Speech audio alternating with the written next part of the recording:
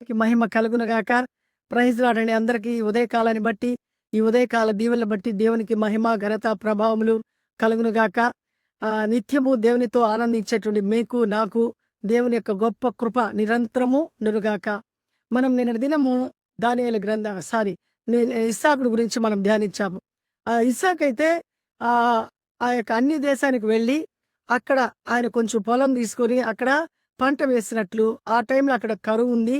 ఆ కరువులో గూడా ఆయన నూరంతల పంటను ఏ విధంగా పొందుకున్నాడో దేవుడు నిన్నటి దినం మనకు బయలుపరిచాడు. ఎందుకంటే ఆయన దేవుని యందు విశ్వాసం ఉంచి, నమ్మిక ఉంచి ఆ పని చేశారు కాబట్టి, దేవుడు ఆయన పక్షాన ఉండి, ఆయన కరుణించి నూరంతల ఫలాన్ని ఇవ్వటము, అక్కడుండేటువంటి వాళ్ళు అది చూసి తట్టుకోలేక ఈర్ష్యతో అక్కడి నుంచి ఆయన వెళ్ళిపోమ్మంటము జరిగింది. కాబట్టి మనము ఈ లోకంలో బ్రతికేటప్పుడు మన ఎదుగుదలలో ఇలాంటివి ఖచ్చితంగా జరుగుతుంటాయి. అయితే ఇందును బట్టి మనం ఆనందించాలా. దేవుడు మనల్ని హెచ్చిస్తున్నాడు. కాబట్టి ఈ యొక్క లోకంలో ఉండేటువంటి విరోధి వాళ్ళ హృదయాల్లోకి వెళ్ళి, వాళ్ళని ఈ విధంగా గలిబిలి చేస్తున్నాడు. దేవా! మేము ఎలా ఆశీర్వదించబడుతున్నామో, వాళ్ళు కూడా అలాగ ఆశీర్వదించబడాలా. వాళ్ళలో ఉండేటువంటి ఈర్ష్య, ద్వేషం తీసివేయి నాయనా అని మనం ప్రార్థన చేయాలా. ఎందుకంటే వాళ్ళు మనం బాగుంటేనే దేవుని రాజ్యాన్ని కట్టగలం. అందరం దేవుని పిల్లలం. ప్రతి ఒక్కరి కొరకు దేవుని యొక్క కృప ఉంది. అంటే ప్రత్యేకించి ఆయన యందు భయభక్తులు కలిగిన వాళ్ళు పొందుకుంటుంటారు. అంతే గదా! ఎగ్జామ్‌లో ఎవరైతే చక్కగా చదువుతారో వాళ్ళు మాత్రమే మంచిగా పాస్ అవుతారు. చదవలేని వాళ్ళందరూ ఫెయిల్ అయిపోతుంటారు. కానీ అందరికీ ఒకటే పరీక్ష, ఒకటే యొక్క ఆ క్వెషన్ పేపర్ ఉంటది. అందరికీ అదే విధంగా ఎగ్జామ్ జరుగుతూ ఉంటది. కానీ ఎవరి యొక్క ఆసక్తిని బట్టి వాళ్ళు దాని యొక్క రిజల్ట్‌ని వాళ్ళు పొందుకుంటుంటారు. అయితే అందరూ ఆ పాస్ అవ్వాలని ప్రభుత్వము చాలా కష్టపడుతుంటది. అందరికీ ఇవ్వాల్సినటువంటి ఆ యొక్క అంటే యొక్క యాజమాన్యానికి స్కూల్స్‌లో ఉండేటువంటి వాళ్ళందరికీ చెప్పవలసినటువంటి బాధ్యత ఏందంటే, ప్రభుత్వానిది ఎవ్వరూ ఫెయిల్ కాకూడదు. అందరూ పాస్ అవ్వాలని చెప్తుంటది. ఎందుకంటే ప్రభుత్వానికి చెడ్డ పేరొస్తుందని. అదే విధంగా దేవుడు గూడా ఏ ఒక్కరూ మనం నశించిపోకూడదు. అందరం మనము పరలోకానికి వెళ్ళాలన్నటువంటి ఉద్దేశంతో ప్రతి ఒక్కరి పట్ల ఆయన ప్రేమ కలిగి ఉంటున్నాడు. కాబట్టి ఈ యొక్క ఛానల్ ద్వారా మనం వింటున్నటువంటి వాక్యము ప్రతి ఒక్కరికి మనం షేర్ చేయాలా.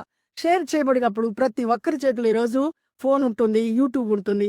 వాళ్ళేం చేస్తారంటే ఏదో ఒక టచ్ చేసినప్పుడు ఈ మాట వాళ్ళ యొక్క జీవితాన్ని మార్చగలదు. దేవుని మాట, మనుషుల మాట కాదు. దేవుని మాట ప్రతి ఒక్కరి జీవితాన్ని మార్చగలదు. ఈ దినము దేవుడిచ్చేటువంటి ఈ ఒక్క మాటలు ఎవరికి అవసరమై ఉంటాయో వాళ్ళు ఖచ్చితంగా ఆ యొక్క కృపకు పాత్రులవుతారు. కాబట్టి మనకు తెలీదు ఎవరు ఏ ఇబ్బందిలో ఉన్నారో, ఏ విధమైనటువంటి హింస చేత ఇబ్బంది పడుతున్నారు మనకైతే తెలీదు. కానీ అల్టిమేట్‌గా ప్రపంచంలో అందరికీ ఏదో ఒక సమస్య, బాధ, ఆ యొక్క నిరాశ, నిస్పృహ అనేది ప్రతి కుటుంబంలో ఉంటాయి. ప్రతి కుటుంబంలో బాధతో అందరూ ఒకరినొకరు ఈర్ష్యతో జీవించేటువంటి స్థితిని మనము లోకంలో చూస్తున్నాము. ఇప్పుడే కాదు ఇది. ఆదిలోనే ఆదికాండము 4 అధ్యాయంలో ఒక ఫస్ట్ అంటే ప్రథమముగా పుట్టినటువంటి వాళ్ళు ఆదాము, హవ్వ అయితే దేవుని యొక్క నోటి మాట చేత ఆయన చేతి పనిగా వాళ్ళు సృష్టించబడ్డారు. వాళ్ళకి తల్లిదండ్రులైతే ఎవరు లేరు. కానీ వాళ్ళిద్దరూ వివాహం జరిగిన తర్వాత వాళ్ళకి మొట్టమొదటి సంతానంగా కయీను అనేటువంటి వాడు పుడతాడు. కయీను తర్వాత హేబెలు అనే వాడు పుడతాడు. వాళ్ళు పెద్దవాళ్ళు అయిన తర్వాత వాళ్ళ యొక్క వృత్తి, పెద్దవాడి యొక్క వృత్తి కయీను యొక్క వృత్తి ఏంటంటే ఆయన పంటను సేద్యపరిచేవాడు. చిన్నవాడు ఏందంటే గొర్రెలు మేపుకునేవాడు. ఇలా వాళ్ళు పెద్దవాళ్ళై వాళ్ళకిచ్చినటువంటి వృత్తిని వాళ్ళు బాగా చేసుకుంటూ, పండించుకుంటూ ఈ గొర్రెలు మేపుకుంటూ ఉంటారు. ఒకానొక సమయంలో దేవునికి ఇంతగా దేవుడు దీవించాడు. దేవునికి మనము అర్పణలు అర్పించాలా అని అన్నదమ్ములు అనుకుంటారు. ఆ అన్నదమ్ములు అనుకోని ఈ యొక్క కయీను అనేవాడు ఏం చేస్తాడంటే తనకు పండినటువంటి పంటలో అన్ని రకాలైనటువంటి పంటల్లో ప్రతి దాన్ని ఒక తట్టకు పెట్టుకొని దేవునికి నైవేద్యంగా ప్రథమ ఫలంగా ఇవ్వాలని తీసుకువస్తాడు.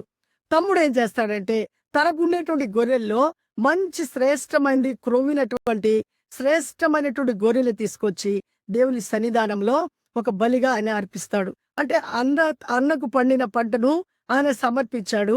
తమ్ముడుకు వచ్చినటువంటి ఈ యొక్క గొర్రెల్లో ప్రథమ గొర్రెని తీసుకొని వచ్చి తమ్ముడిచ్చాడు. అయితే ఇద్దరిలో తేడా ఏందంటే అన్న అయితే ఆ యొక్క అర్పణను ఆ యొక్క పళ్ళెంలో పెట్టుకొని ఇంత ఇద్దామా వద్దా అని అరమరకలతో ఆ యొక్క సమర్పిస్తున్నాడు. మంచి హృదయంతో దేవునికి సమర్పించటం లేదు. కానీ ఆ యొక్క తమ్ముడైతే సంతోషంగా, సమాధానంగా ఏది వెనక ముందు ఆలోచించకుండా దేవునికి ఇచ్చేదానికి వెనుకంజ వేయలేదు. అయితే దేవునికి ఇద్దరి అర్పణలో ఆ యొక్క తమ్ముడి యొక్క అర్పణ నచ్చుతుంది. తమ్ముడి యొక్క అర్పణ దేవుడు నచ్చినందుకు ఈ యొక్క అన్న యొక్క అర్పణను ఆయన స్వీకరించనందుకు తమ్ముడి మీద అన్నకు కోపం వచ్చేస్తది. ఈ కోపం వచ్చి ఏం చేస్తాడంటే, ఆ తమ్ముడు ఉండేటువంటి ఆ గొర్రెల మేపుకునేటువంటి సమయంలో ఆయన దగ్గరికి వెళ్లి చంపేస్తాడు. మొట్టమొదట హత్య ఎక్కడ జరిగిందంటే, పొలములో అన్నదమ్ముల మధ్య హత్య జరిగింది. ఈ ప్రపంచంలో మొట్టమొదట సృష్టి ఆరంభమైన తర్వాత అన్నదమ్ముల మధ్య పెద్దన్న తమ్ముడిని ఏం చేస్తున్నాడంటే హత్య చేస్తున్నాడు. అంటే దుష్టుడు అలాంటి ప్రేరేపణ ఇస్తున్నాడు. చూడు, దేవుడు తన అర్పణను ఆయన అంగీకరిస్తున్నాడు, నీ అర్పణ అంగీకరించట్లేదు, కాబట్టి నీ తమ్ముడు చంపేయి అనేటువంటి ఆ చెడ్డ ఆలోచన అనేది ఎవరిస్తున్నారు? దుష్టుడు విలనిస్తున్నాడు. ఎవరికి? అన్నకి ఆ యొక్క ఆలోచన. ఆ ఆలోచన ప్రకారం వచ్చి ఈ తమ్ముడిని ఆయన చంపేస్తున్నాడు. ఎందుకంటే అంత కోపాన్ని పెంచుకుంటాడు. కాబట్టి ఈరోజు మనము తల్లిదండ్రులుగా ఉండేటువంటి మనం మన పిల్లలకి ఏం నేర్పిస్తున్నాము?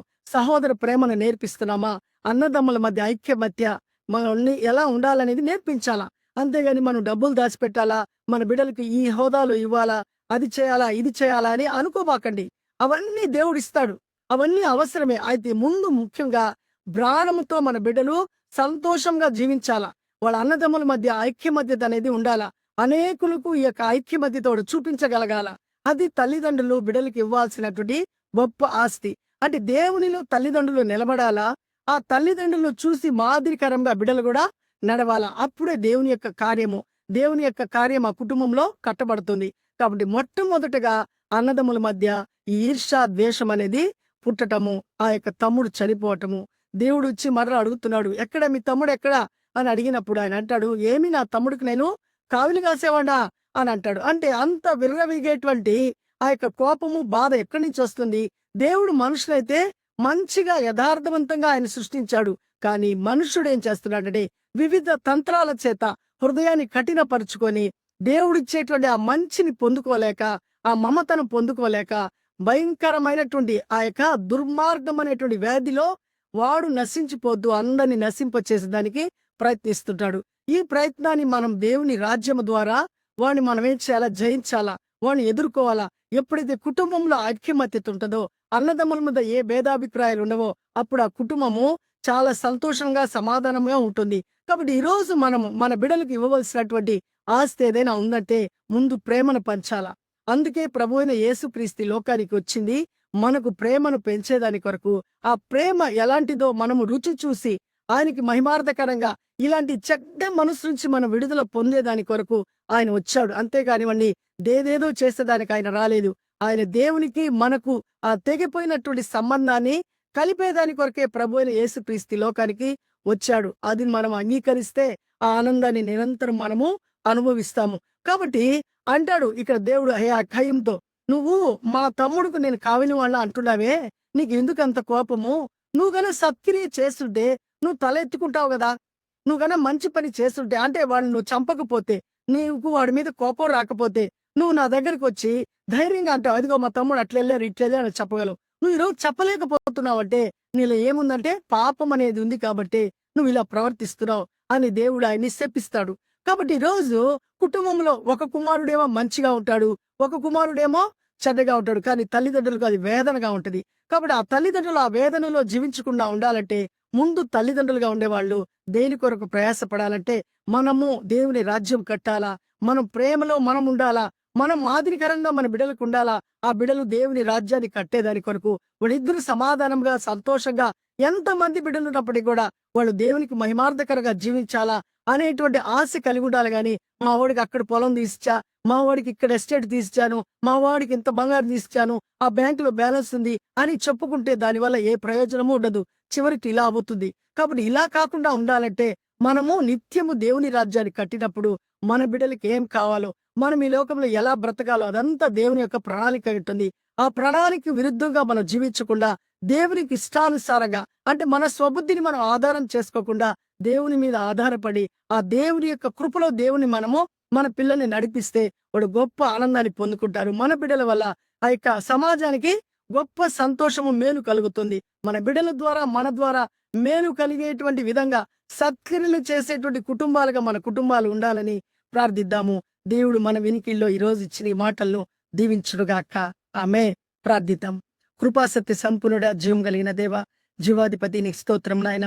నీ మహాకృపలో, నీ అద్భుతమైన ప్రేమలో ఈ ఉదయకాలం ప్రభా ఆది కాండంలో ఇది నాయన జరిగినటువంటి మొట్టమొదటి హత్యను నాయన ఒక్కసారి మాకు జ్ఞాపకం చేశారు నాయన.